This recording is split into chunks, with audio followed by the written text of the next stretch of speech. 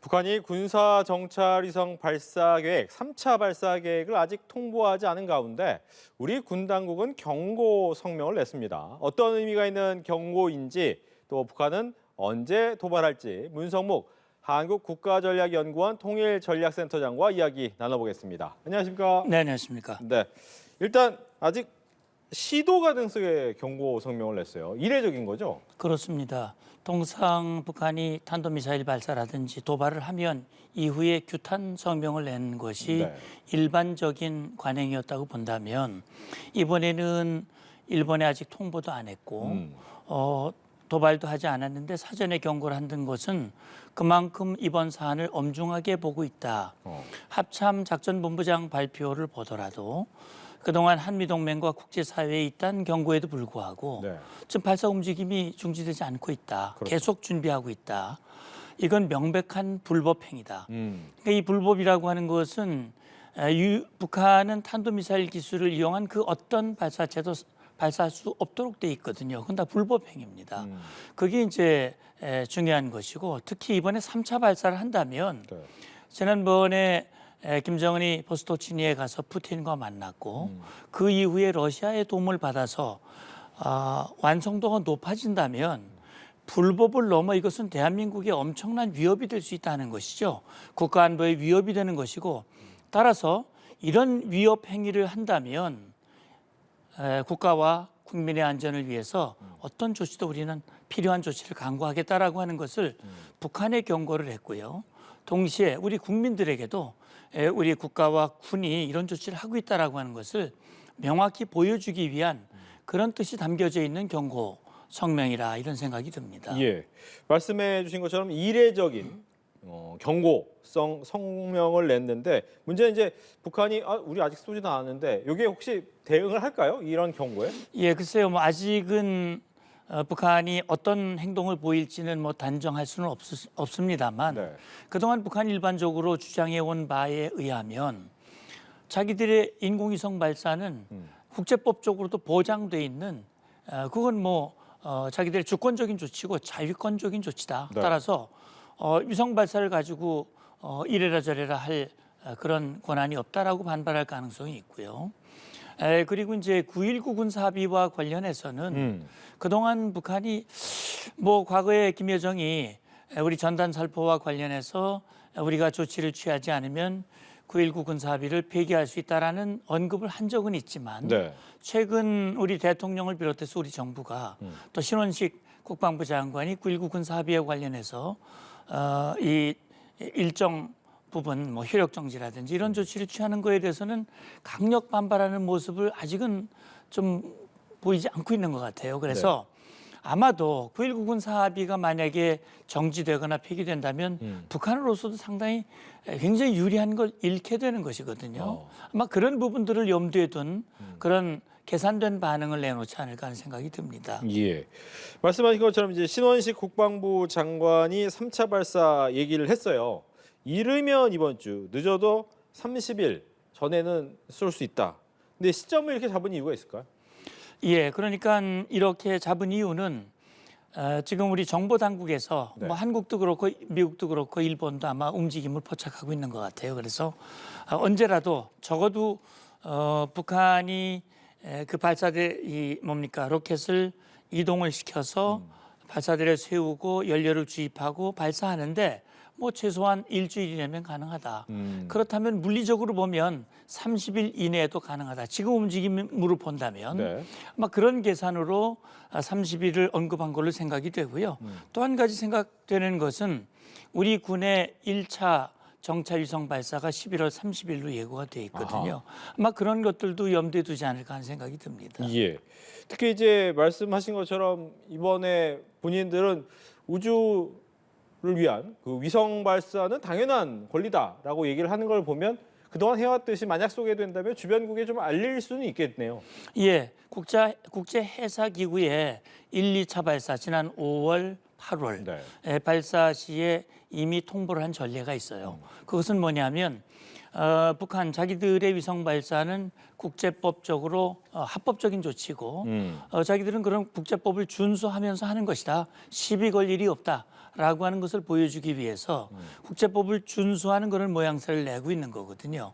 그런 차원에서 봤을 때 3차 발사를 한다 하더라도 아마 그런 전례를 따를 가능성이 현재로서는 높아 보입니다. 그렇군요.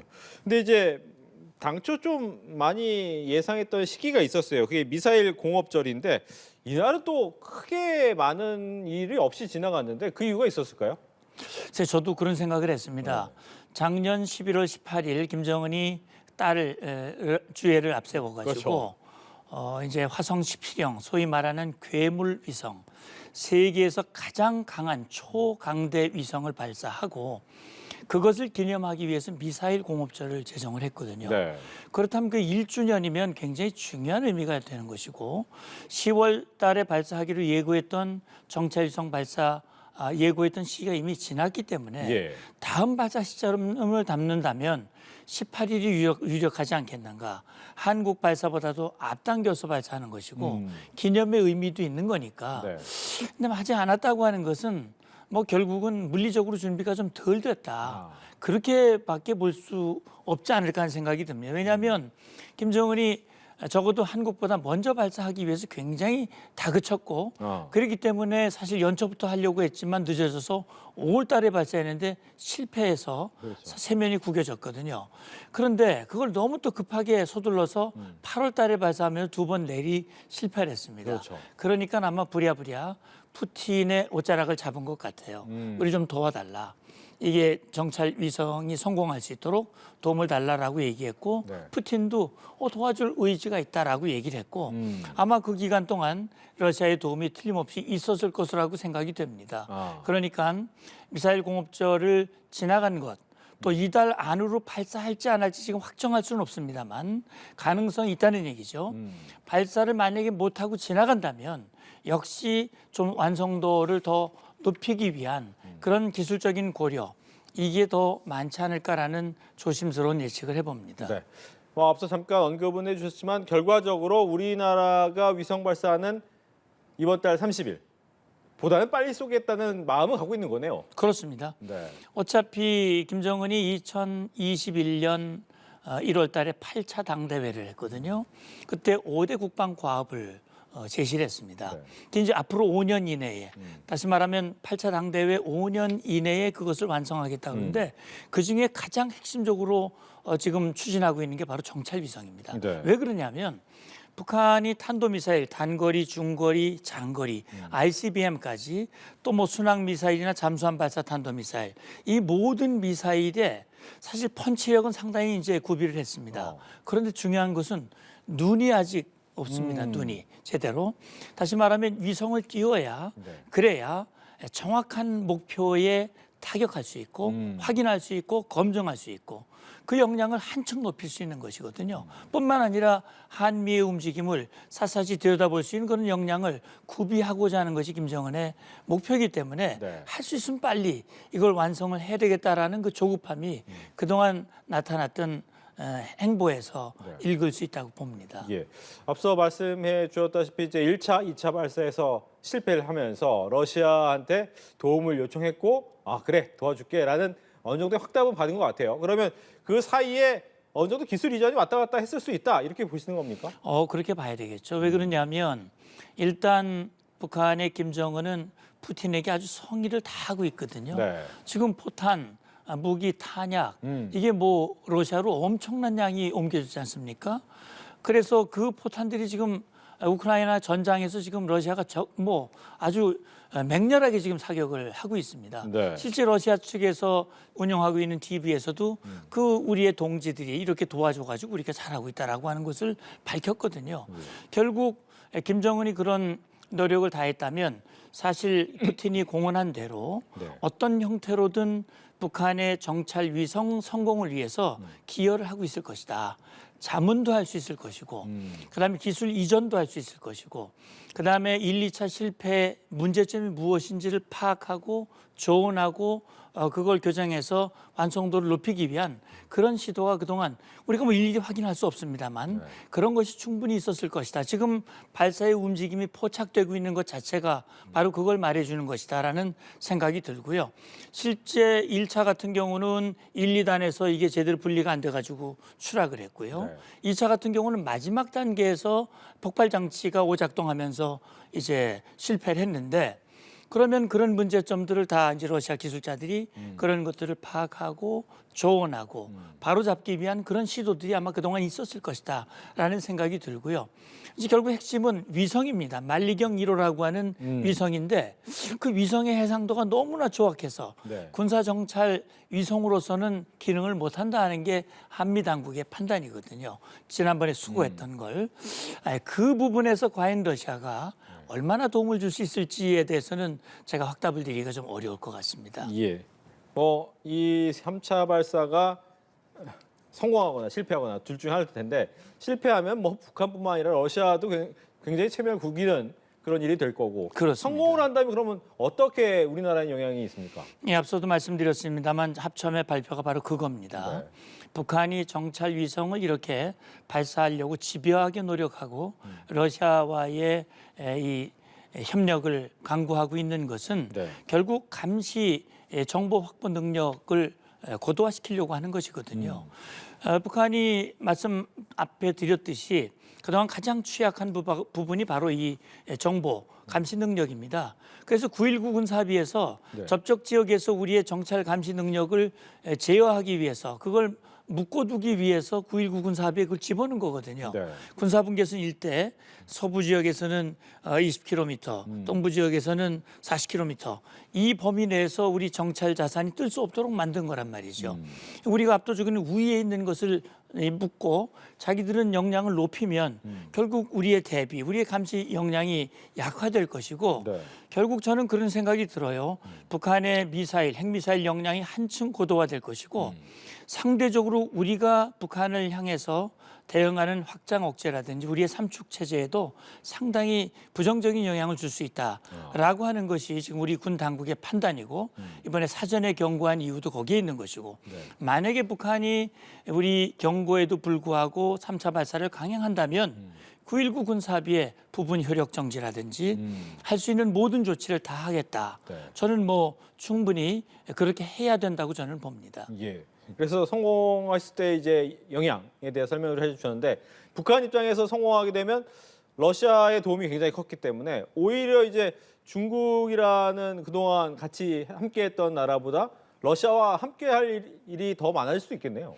지금으로서는 단정 지을 수는 없습니다. 그동안 중국에 많이 의존해왔지 않습니까? 경제적으로 여러 가지 면에서 중국과의 관계를 유지하고 있고 그게 흔들린다는 조짐이 보이는 것은 아닙니다만 지금 김정은으로서는 러시아와의 손을 잡고 지금 푸틴이 굉장히 아쉬운 상황에 있기 때문에 이렇게 동병상련 상황에서 맞잡게 된 것이고 그렇게 해서 지금 이제 협력이 이어지고 있는데 과연 이게 이제 1950년대 다시 말하면 지금 북한이라는 정권이 구소련 러시아의 전신인 구소련에 의해서 북한 정권이 탄생이 됐고 6.25 전쟁을 일으켰고 이 소련 러시아가 그런 역할을 그동안 해왔는데 과연 그런 상황까지 가게 될는지는 좀 지켜봐야 될 것 같습니다. 지금 러시아와 북한 간의 밀착 관계가 중국으로서는 좀 불편할 수 있습니다.